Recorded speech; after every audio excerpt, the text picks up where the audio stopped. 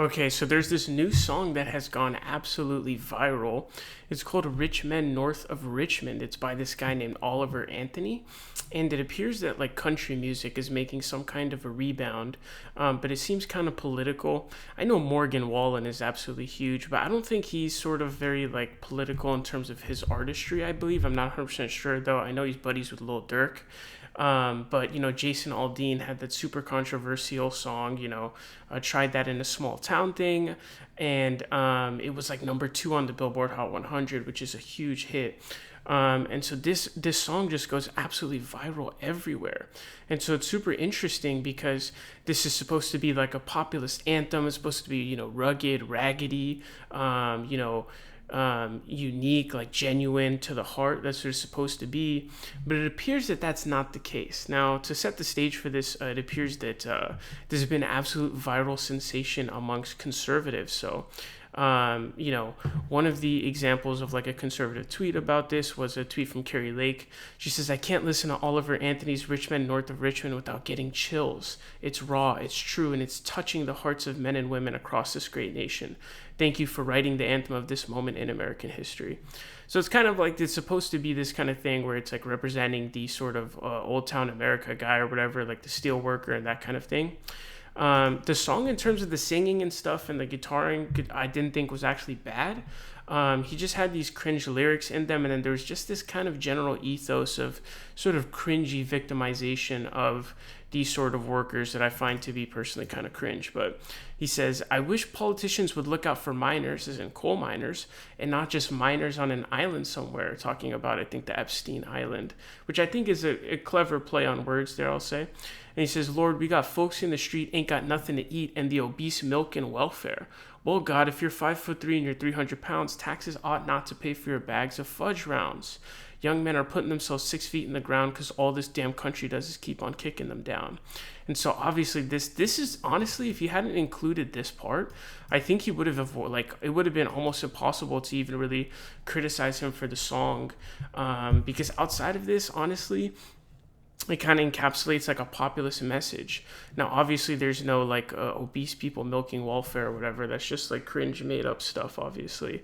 But it's like this general kind of cringy victimization of these miners or whatever. Like these kinds of miner jobs, these mining jobs, are jobs that destroy the environment, emit massive amounts of carbon into the environment, and then even when offered like this kind of job training, they don't want to do it. And it's to the point where it's like the nature of the job market for everybody is adapt or die. That's what it is. You have to adapt to whatever it is. Whatever the demand is, you meet the supply for that, right? But for some reason, like these white people who are steel workers or whatever, they're just exempt from that. But if you're anybody else, any other minority, any other group of people, you just have to fall in line. But these guys, the poor victims who just can't seem to adhere to the very capitalism that they're talking about, to me, that's very cringe and heavily racist. In terms of if it were black people, you would never say that about black people. Black people would never be in a situation where it's like, oh, the poor black people who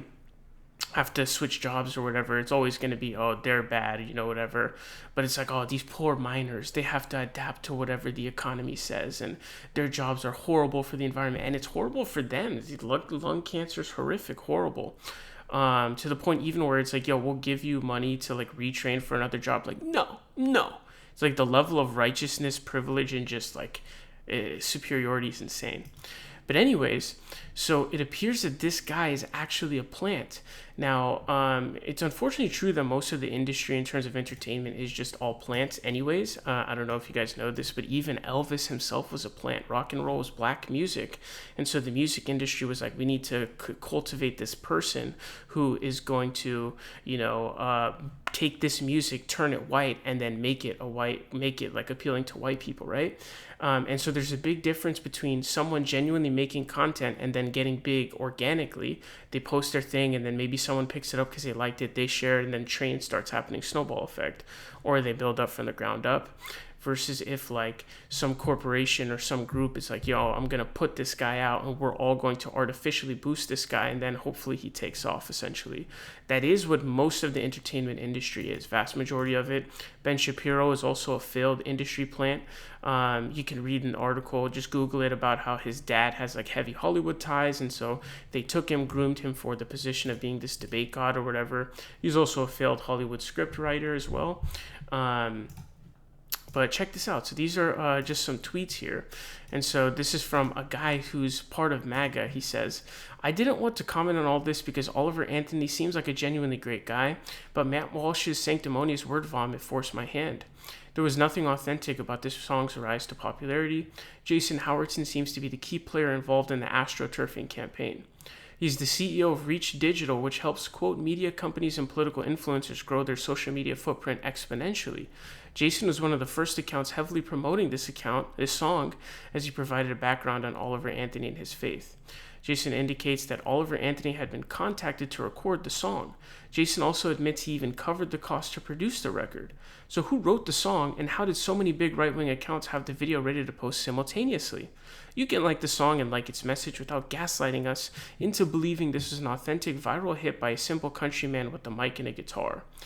Quote, launch a product, get over 1.3 million hits overnight was the article Mr. Howerton shared on LinkedIn. This was another Conservative Inc AstroTurf campaign. Embrace it. And so this is also in response to this Matt Walsh tweet. You can see at the bottom here, he says, the main reason this song resonates with so many people isn't political. It's because the song is raw and authentic. We are suffocated by artificiality. Is that even a word? Artificiality? What? Everything around us is fake. A guy in the woods pouring his heart out over his guitar is real. And so this is also another cringe part that I didn't mention earlier in my analysis of the song. But essentially sort of this pushing of this song by these conservatives is an attempt to co-opt this sort of populist message. Populism in general is cringe, like, let's be honest. But these people are not like Matt Walsh, and these people are not populists in any way. They're just trying to co-opt the populism movement to make themselves look populist. Like, Donald Trump was never a populist. He just co-opted the movement for his own personal gain. These conservatives are trying to simultaneously support tax cuts and the wealthy and wars overseas, etc., while also holding this, fake populist message, because if you can kind of bifurcate a little bit and benefit from both sides, it can benefit you, right? Especially because populism took a big turn really since the roots of kind of our modern populism movement really do stem from that Occupy Wall Street movement. After the '08 crash, that was really like the sort of big jumping point of this populist movement. And then, you have Bernie and Trump on the opposite sides, kind of both running with the movement. Bernie obviously being a real populist, Trump being a fake one. But it's really gained its popularity. And so this guy who's part of MAGA, he's calling it out. He's like, dude, like, this is not a real thing. You guys just took this and tried to make it look like it's real, but it's not. And so if I were like a legit dude, I'd be pissed too. Like, this is fake. Like, imagine that you're kind of like in this fake realm, or, you know what I mean? And it's like, oh, this isn't even real. And so then this Dan Bongos guy goes crazy. He says, Jason works with me. Jason is a great guy who texted me last week, blown away by the emotion in Oliver's song. Jason wanted to help. He flew from California to NC to help Oliver get the message out. Yes, that's what he does. Uses digital platforms to spread the word, mine included. This moron below doesn't have a clue about what happened. Imbeciles like this person below are what decimate our movement. They open their big mouths about Shaisa they have no idea about, while sitting on their fat asses criticizing the doers. F this guy. So this guy is just obviously, he's just raging, just tons and tons of ad hominems being levied towards him in lieu of an actual argument that he has. And he's essentially just really restating what the other guy said in a more couched way to pretend like it's not, industry plant kind of behavior. But even like Baby Keem, right? Like, he lied and said that, his rise into the music industry started from, he sent a beat pack to like the Black Panther album submission. There was like some submission allowed where, you could send in a beat pack, and he sent it. It's like, oh no, he's Kendrick's cousin, you know what I mean, or nephew or cousin. I think he's his cousin, right? So it's just like, everybody in this always has industry ties. Anybody you can look up, they all have industry ties. this guy's no different. And it's important to note this because the sort of general ethos of this song is very much so, oh, it's a raw, rugged, old town, like steel miner, coal miner type of dude that just went viral because it's just so real and it just struck the hearts of the many of the real populist movement. And it's like, nah, dog, that ain't real, homie. Like, that's not the case.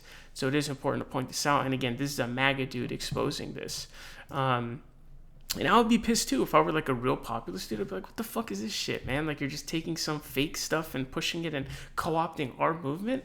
It'd be like, I'd be pissed if I was one of like those fake right-wing populists or whatever. Right-wing populist, right? Right? I'd just be like, dude, what the hell, man? Like, I'd be like, screw you too. But yeah, it's absolutely hilarious. And let me know your thoughts on the song down below and all this stuff.